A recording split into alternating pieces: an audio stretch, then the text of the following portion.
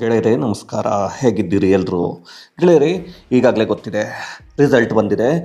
ಏನು ಲೋಕಸಭಾ ಚುನಾವಣಾ ಫಲಿತಾಂಶ ಬಂದಿದೆಯೋ, ಈ ಫಲಿತಾಂಶದಲ್ಲಿ ಬಹಳಷ್ಟು ಬೆಳವಣಿಗೆಗಳಾಗುತ್ತೆ ಅಂತ ಬಹಳಷ್ಟು ಜನರು ಕಾಯ್ತಾ ಇದ್ದರು. ಕೆಲವರು ರಾಹುಲ್ ಗಾಂಧಿ ಎಲ್ಲವನ್ನೂ ಸರಿದೂಗಿಸಿಬಿಟ್ಟು ಕೊನೆಗೆ ಚಂದ್ರಬಾಬು ನಾಯ್ಡು ಹಾಗೆ ನಿತೀಶ್ ಕುಮಾರ್ ಇವರನ್ನು ಕರೆದುಕೊಂಡು, ಜೊತೆಗೆ ಅದರ್ಸ್ ಏನಿದ್ರು ಇತರರು 18 ಸ್ಥಾನಗಳನ್ನು ಗೆದ್ದಿದ್ದವರು ಅವರನ್ನು ಕೂಡ ಕರೆದುಕೊಂಡು ಒಂದು ಆಡಳಿತವನ್ನು ನಡೆಸುವಂತಹ ಒಂದು ಪ್ರಕ್ರಿಯೆಯನ್ನು ಮಾಡಬಹುದು ಅಂತ. ಯಾಕೆಂದರೆ ಅವರು ಏನು ಒಂದು ಈ ಫಲಿತಾಂಶದ ದಿನವೇ ನಿತೀಶ್ ಕುಮಾರ್ ಅವರಿಗೆ ಕಾಲನ್ನು ಮಾಡಿದರು, ಅಂದರೆ ಫೋನನ್ನು ಮಾಡಿ ಏನು ಮತ್ತೆ INDIA ಒಕ್ಕೂಟಕ್ಕೆ ಬನ್ನಿ ವಾಪಸ್ಸು ಅಂತ ಏನು ಕರೆದಿದ್ರು, ಅದು ಎಲ್ಲ ರೀತಿಯಲ್ಲೂ ಸ್ವಲ್ಪ ಯೋಚನೆಯನ್ನು ಮಾಡುವ ಹಾಗೆ ಮಾಡಿತ್ತು. ಬಹಳಷ್ಟು ಜನರು ಅದನ್ನೇ ಹೇಳಿದರು, ಏನಂದರೆ ರಾಹುಲ್ ಗಾಂಧಿ ಪ್ರಧಾನಿ ಆಗಿಬಿಡ್ತಾರೆ, ಉಪ ಪ್ರಧಾನಿಯಾಗಿ ನಿತೀಶ್ ಕುಮಾರ್ ಅವ್ರನ್ನ ಆಲ್ರೆಡಿ ಕರಿತಾ ಇದ್ದಾರೆ ಅಂತ.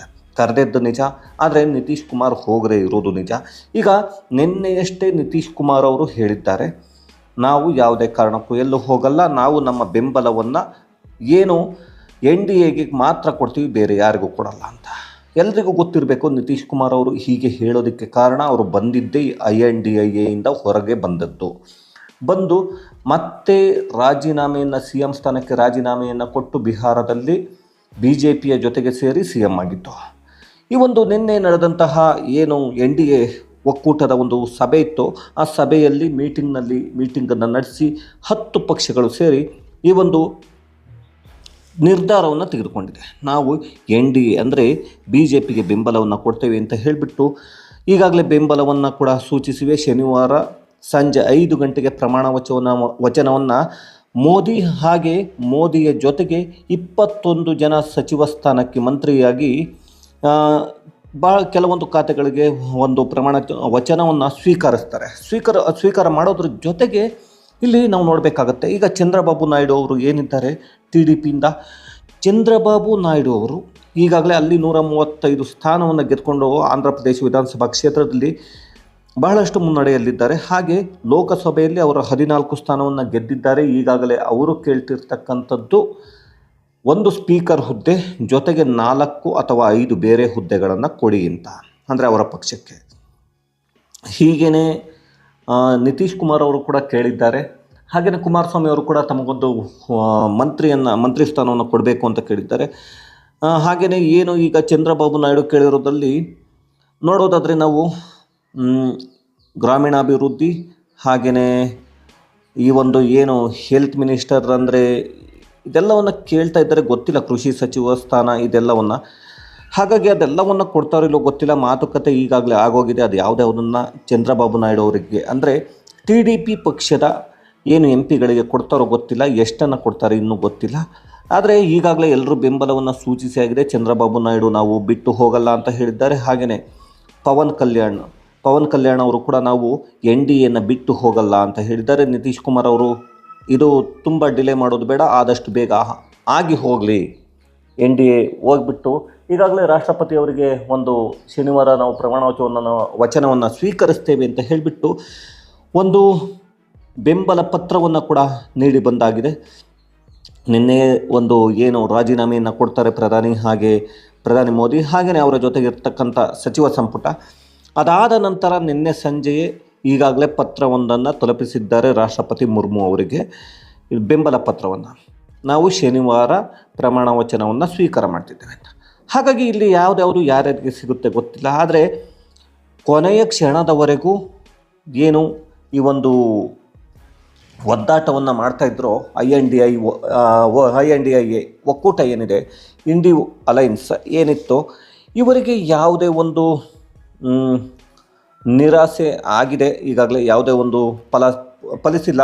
ಹಾಗಾಗಿ ನೋಡಬೇಕಾಗತ್ತೆ ಗೆಳೆಯರೆ, ಇಲ್ಲಿ ಏನೆಲ್ಲ ನಡೆಯಬಹುದು ಬೆಳವಣಿಗೆ ಅಂತ. ಇನ್ನು ಕೊನೆಯ ಕ್ಷಣದವರೆಗೂ ನಾವು ಮುಂದುವರಿಸ್ತೀವಿ ಅಂತ ಹೇಳ್ತಿದ್ದಾರೆ. ಆದರೆ ಇಲ್ಲಿ ಕೊನೆಗೆ ನೋಡಿದರೆ ನಾವು ನೋಡ್ತಾ ಇದ್ವಿ, ಮಮತಾ ಬ್ಯಾನರ್ಜಿ ಹಾಗೆಯೇ ಠಾಕ್ರೆ ಏನಿದ್ದಾರೆ, ಉದ್ಧವ್ ಠಾಕ್ರೆ, ಈ ಇಬ್ಬರು ಕೂಡ ಶಿವಸೇನೆ ಉದ್ಧವ್ ಠಾಕ್ರೆ ಇಬ್ಬರು ಕೂಡ ಕೈ ಕೊಟ್ಬಿಟ್ಟಿದ್ದಾರೆ ಇಂಡಿಯಾ ಅಲೈನ್ಸಿಗೆ. ಯಾಕೆಂದರೆ ಅವರಿಬ್ಬರೂ ಕೂಡ INDIA ಮೀಟಿಂಗ್ಗೆ ಹೋಗಲೇ ಇಲ್ಲ. ಅಂದರೆ INDIA ಮೀಟಿಂಗಲ್ಲಿ ಹಾಗಾದರೆ ಏನಾಯಿತು ಅಂತ ಬಹಳಷ್ಟು ಜನ ಕೇಳಬಹುದು. INDIA ಮೀಟಿಂಗ್ನಲ್ಲಿ ಏನೂ ಆಗಲಿಲ್ಲ, ಎಲ್ಲರೂ ಗೆದ್ದಿದ್ದಕ್ಕೆ ಶುಭಾಶಯವನ್ನು ಕೋರ್ಕೊಂಡಿದ್ದಾರೆ. ಕೋರ್ಕೊಂಡಾದ ಮೇಲೆ ಅವರು ಪಕ್ಷವನ್ನು ನಾವೇನಾದರೂ ಅಂದರೆ ಅಧಿಕಾರಕ್ಕೆ ಬರೋದಕ್ಕೆ ಏನಾದರೂ ಚಾನ್ಸಸ್ ಇದೆಯಾ ಅಂತ ಜಾಸ್ತಿ ಯೋಚನೆ ಮಾಡಿಲ್ಲ ಅನ್ನೋ ವರದಿಗಳು ಬರ್ತಾಯಿದೆ. ಯಾಕೆಂದರೆ ಬಹಳಷ್ಟು ಯೋಚನೆಗಳನ್ನ ಇವರು ಹೋಗೋದಕ್ಕಾಗಲ್ಲ. ಯಾಕೆಂದರೆ ಈಗಾಗಲೇ 26 ಪಕ್ಷಗಳಿದೆ. ಇವರನ್ನು ಒಂದು 2-3 ಜನ 3 ಪಕ್ಷಗಳನ್ನ ಸೇರಿಸ್ಕೊಂಡ್ರೆ 28 ಆಗುತ್ತೆ. ಆದರೂ ಕೂಡ ಕಂಪ್ಲೀಟ್ ಆಗಲ್ಲ. ಅದಾದ ನಂತರ ಇವರು ಅದರ್ಸಲ್ಲಿ ಇರ್ತಕ್ಕಂಥ ಇತರರನ್ನ 18 ಜನರನ್ನ ತರಬೇಕು. ಆಗ ಯಾರ್ಯಾರಿಗೆ ಮಿನಿಸ್ಟ್ರಾಗಿ ಅಂದರೆ ಖಾತೆಗಳನ್ನ ಯಾರ್ಯಾರಿಗೆ ಯಾವುದ್ಯಾವುದನ್ನು ಕೊಡ್ತಾರೋ ಗೊತ್ತಾಗಲ್ಲ. ಹಾಗಾಗಿ ಆ ರೀತಿಯಾಗಿ 28, 30, 32 ಪಕ್ಷಗಳನ್ನ ಸೇರಿಸ್ಕೊಂಡು ಮಾಡೋದಕ್ಕಿಂತ ಈ 8-10 ಪಕ್ಷಗಳನ್ನ ಸೇರಿಸ್ಕೊಂಡು ಮಾಡಿರ್ತಕ್ಕಂಥ NDAನೇ ಸ್ವಲ್ಪ ಬೆಟರ್ ಅಂತ ಅನಿಸುತ್ತೆ, ಬೆಟರ್ ಆಪ್ಷನ್ ಅಂತ. ಹಾಗಾಗಿ ನೋಡಬೇಕಾಗತ್ತೆ. ಇನ್ನು ಮುಂದೆ ಹೋಗಿ ನಾವು ನೋಡೋದಾದರೆ, ಯಾಕೆ ಈಗ ಪಶ್ಚಿಮ ಬಂಗಾಳದ ಮುಖ್ಯಮಂತ್ರಿ ಮಮತಾ ಬ್ಯಾನರ್ಜಿ ಬರಲಿಲ್ಲ, ಜೊತೆಗೆ ಉದ್ಧವ್ ಠಾಕ್ರೆ ಬರಲಿಲ್ಲ ಅಂತ ನೋಡೋದಾದರೆ, ಇವರಿಬ್ಬರು ಆ ಕಡೆಗೆ ಹೋಗಬೇಕಾ ಈ ಕಡೆಗೆ ಹೋಗಬೇಕಾ ಅನ್ನೋ ಒಂದು ಗೊಂದಲದಲ್ಲಿ ಕುಳಿತುಕೊಂಡಿದ್ದಾರೆ. ಏಕೆಂದರೆ ಇಬ್ಬರು ಅವರು ಬರದೆ ಅವರ ಪಕ್ಷದಿಂದ ಬೇರೆ ಬೇರೆಯವ್ರನ್ನ ಕಳಿಸ್ತಾರೆ. ಮಮತಾ ಬ್ಯಾನರ್ಜಿ ಅವರ ಅಳಿಯನ್ನು ಕಳಿಸ್ತಾರೆ. ಇದೆಲ್ಲವೂ ನಡೆಯುತ್ತೆ. ಇಲ್ಲಿ ನಾವು ನೋಡಬೇಕಾಗೋದು ಒಂದೇ, ಇವರು ಈಗಾಗಲೇ ಬಹಳಷ್ಟು ಅಲ್ಲಿ ಇರ್ತಕ್ಕಂಥ INDA ಒಕ್ಕೂಟದಲ್ಲಿ ಇರ್ತಕ್ಕಂಥ ಕೆಲವರು ಈಗಾಗಲೇ ಕೆಲವೊಂದು ಪಕ್ಷಗಳು ನಾವು ನಿಮ್ಮ ಜೊತೆಗೆ ಬರ್ತೀವಿ ಅಂತ NDA ಜೊತೆ ಬರೋದಕ್ಕೆ ಹೊರಟು ನಿಂತಿದ್ದಾರೆ ತುದಿಗಾಲಲ್ಲಿ ಅನ್ನುವಂತಹ ಮಾಹಿತಿಗಳು ಬರ್ತಾಯಿದೆ. ಯಾಕೆ ಹಾಗಾದರೆ ಅವರು ಅಲ್ಲಿಂದ ಇಲ್ಲಿಗೆ ಬರ್ತಾ ಇದ್ದಾರೆ ಅಂದರೆ, ಈ ರಾಜಕೀಯ ಪಕ್ಷಗಳೇ ಹೀಗೆ. ಇಲ್ಲಿ ಇವರಿಗೆ ಅಧಿಕಾರ ಅಷ್ಟೇ ಬೇಕು. ಅಲ್ಲಿ ಗೆದ್ದಿದ್ರೆ ಅಲ್ಲಿ ಇರ್ತಿದ್ರು, ಇವಾಗ ಇಲ್ಲಿ ಗೆದ್ದಾಗ ಇಲ್ಲಿಗೆ ಬರ್ತಾರೆ ಅಷ್ಟೇ. ಅಧಿಕಾರ ಹಾಗೆಯೇ ಈ ಒಂದು ಆಡಳಿತ ಪಕ್ಷದ ಜೊತೆಗೆ ಇರಬೇಕು ಅಂತಕ್ಕಂಥದ್ದು ಇದ್ದರೆ ನಮಗೇನೋ ಲಾಭ ಆಗಬಹುದು. ಗೊತ್ತೇ ಇದೆ ರಾಜಕಾರಣಿಗಳ ಮನಸ್ಥಿತಿ ಎಲ್ಲಿಗೆ ಹೋಗಿದೆ ಅಂತ ಹೇಳಿಬಿಟ್ಟು. ಹಾಗಾಗಿ ಇಲ್ಲಿ INDA ಒಕ್ಕೂಟದಲ್ಲಿ ಎಷ್ಟು ಜನ ಇನ್ನೂ ಕೈ ಕೊಡ್ತಾರೆ ಅವರಿಗೆ ಅನ್ನೋದು ಕಾಂಗ್ರೆಸ್ಗೆ ಗೊತ್ತಿಲ್ಲ. ಮಲ್ಲಿಕಾರ್ಜುನ್ ಖರ್ಗೆ ಹಾಗೆಯೇ ಸೋನಿಯಾ ಗಾಂಧಿ ಇವರು ಅಂದರೆ ರಾಹುಲ್ ಗಾಂಧಿ 3 ಜನ ಯೋಚನೆ ಮಾಡಬೇಕಾದಂಥ ಪರಿಸ್ಥಿತಿ ಬಂದು ಕೂತ್ಕೊಂಡಿದೆ. ಆದರೆ ಈಗಾಗಲೇ NDA ಮೀಟಿಂಗ್ನಲ್ಲಿ ಅವರು ಅನೌನ್ಸ್ ಮಾಡಿ ಆಗಿದೆ, ನಮ್ಮ ಪ್ರಧಾನಿ ಮೋದಿಯೇ ಆಗಲಿ, ಬೇರೆ ಯಾರು ಬೇಡ. ಮೋದಿ ಅವರ ಒಂದು ನಾಯಕತ್ವದಲ್ಲಿ ಈಗಾಗಲೇ ದೇಶ ಅಭಿವೃದ್ಧಿಯನ್ನು ಕಂಡಿದೆ. ಹಾಗಾಗಿ ಮೋದಿ ಅವರೇ ಆಗಲಿ ಅಂತ ಹೇಳಿಬಿಟ್ಟು ಅದನ್ನು ಕೂಡ ಒಪ್ಪಿಗೆಯನ್ನು ಸೂಚಿಸಿದ್ದಾರೆ. ಚಂದ್ರಬಾಬು ನಾಯ್ಡು ಇರ್ಬೋದು, ನಿತೀಶ್ ಕುಮಾರ್ ಇರ್ಬೋದು, ಪವನ್ ಕಲ್ಯಾಣ್ ಇರ್ಬೋದು, ಕುಮಾರಸ್ವಾಮಿ ಇರಬಹುದು. ಹಾಗೆಯೇ ನೀವು ನೋಡ್ತಾ ಇರ್ಬೋದು, ಒಂದು 10 ಜನ ನಾಯಕರು ಏನಿದ್ದಾರೆ ನಮ್ಮ ಒಂದು NDA ಒಕ್ಕೂಟದ ಜೊತೆಗೆ ಇವರು. ಇನ್ನು INDA ಪರಿಸ್ಥಿತಿ ಆಗದ ಕಥೆ ಅದು. ಅವರು ಏನೇ ಒದ್ದಾಟ ಮಾಡಿದರೂ ಕೂಡ ಆಗಲ್ಲ. ಎಲ್ಲಿ ಚಂದ್ರಬಾಬು ನಾಯ್ಡು ಇವರಿಗೆ ನಾವು ಬಿಟ್ಟು ಬರಲ್ಲ ಅಂತ ಹೇಳಿಲ್ವೋ, NDAನ ಬಿಟ್ಟು ಬರಲ್ಲ ಅಂತ ಹೇಳುವವರೆಗೂ ಅವರು ಪ್ರಯತ್ನವನ್ನು ಮಾಡ್ತಿದ್ರು. ಆದರೆ ಕೊನೆಗೂ ಅದು ಆಗಲಿಲ್ಲ.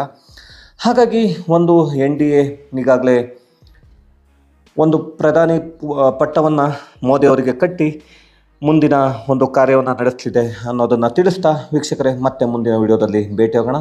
ಅಲ್ಲಿಯವರೆಗೂ ಧನ್ಯವಾದಗಳು. ಮತ್ತೆ ಸಿಗ್ತಾ ಇರೋಣ. Thank you very much.